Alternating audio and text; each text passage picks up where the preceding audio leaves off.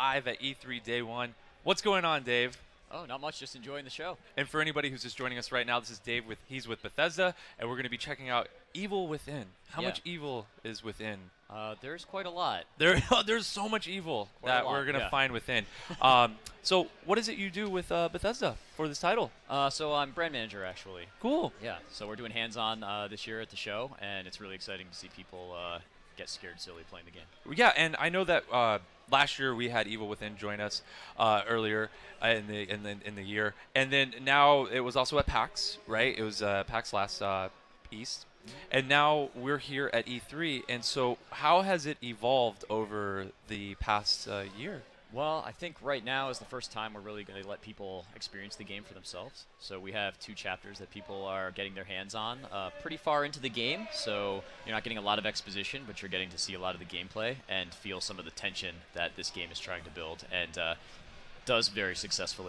One thing that we're showing this year that's going to be part of this footage is for the first time we're showing what the upgrade system looks like. Okay. So what you're seeing right now is the main character, Sebastian, is in this asylum setting. You're not sure if it's the real world or not.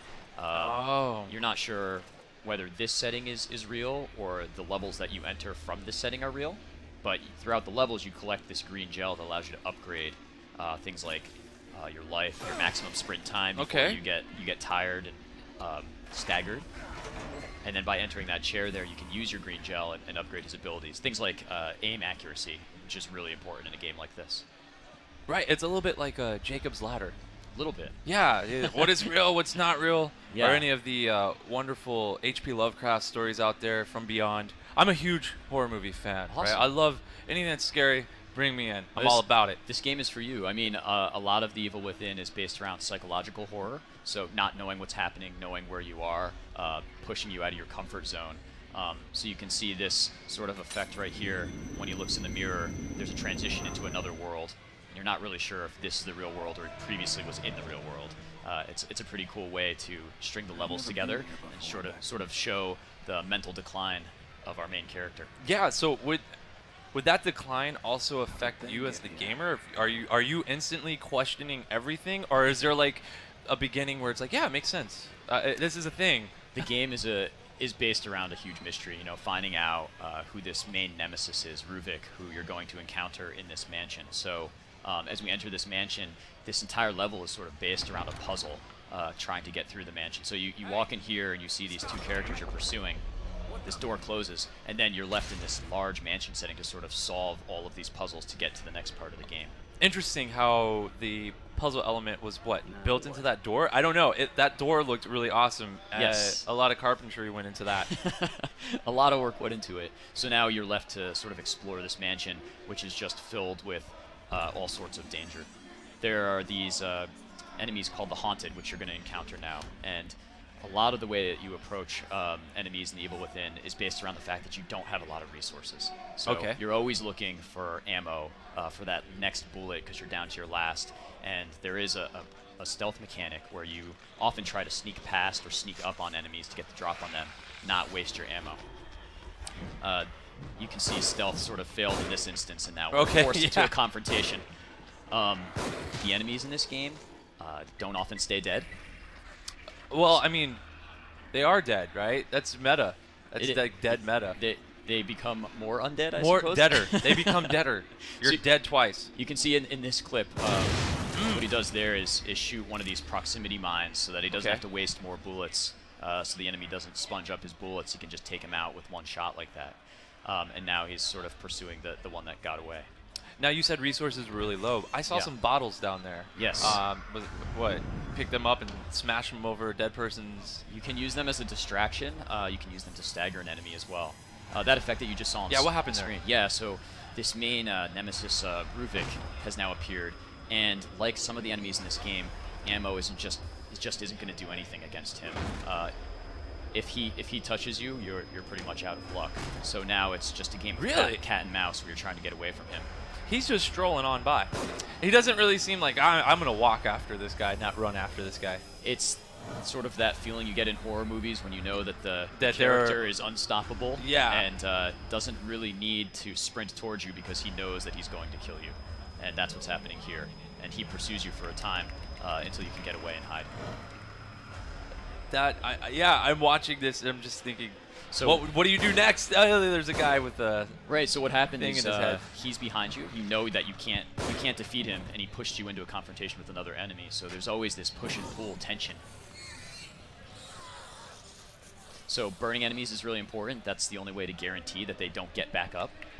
But your matches are a limited resource as well. So you're not always able to burn everything that hits the ground. Sometimes you just have to turn tail. You really wanted to put an emphasis on survival elements, right? You wanted the gamer to be smart. True survival horror, that's what it's all about managing resources.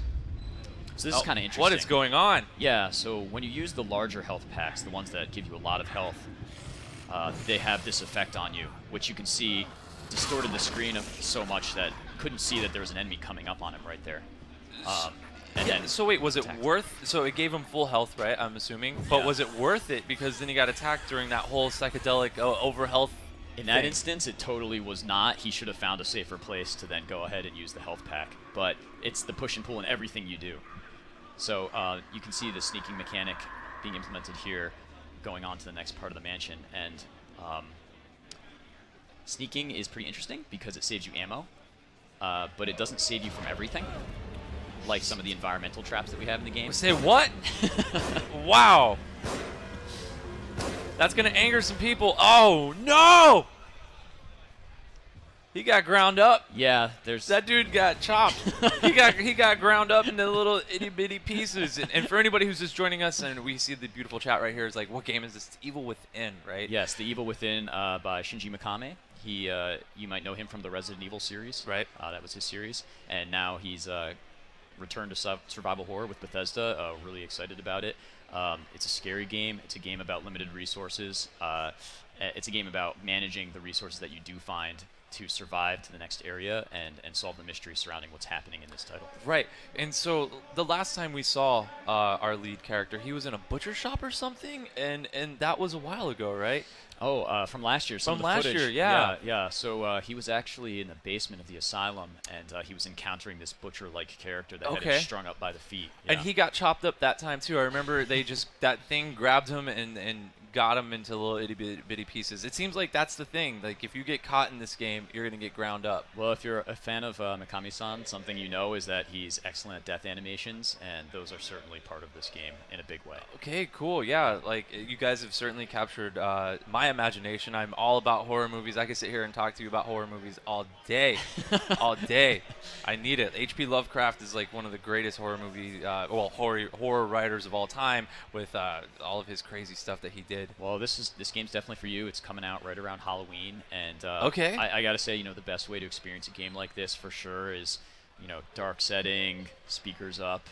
It's that quintessential horror experience that you want to get the right setting for, and doing a little bit of that at the show. We've got a dark booth set up so people can get a little bit of that vibe, but as you know, for horror, it's all about setting the tone, and this game sets the tone. And you had that one video out there of people playing the game, and they're screaming. There's like one guy who's got, he didn't really get a good scream in, but he was So it's been really fun to work on this game because it really does freak you out, and there's been more than a few incidents in the office of people playing and getting spooked and freaking out, and of course people walking up behind each other and then messing with them even messing harder. with them because this game just ratchets up the tension so high that anything will set you off. Well, that's a great. Well, you keep saying tension. High tension is one of the greatest horror movies ever. Dude, that guy's head just goes right off in the beginning of the film with a dresser. A dresser just goes right into the guy's mouth.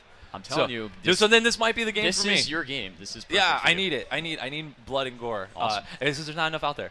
There's not enough out there. Dave, is there anything else you want to share with us? Evil Within coming out this October from Shinji Mikami, creator of the Resident Evil series. Yeah, you should definitely check it out. If you like horror, if you like survival horror, this is a return to pure survival horror. Wonderful. Well, thank you so much for coming out here. Thank you guys for watching us, and we'll be back here with more live coverage at E3 2014. Xbox One gaming headsets have arrived. Designed for Xbox One, the X07 and X04 give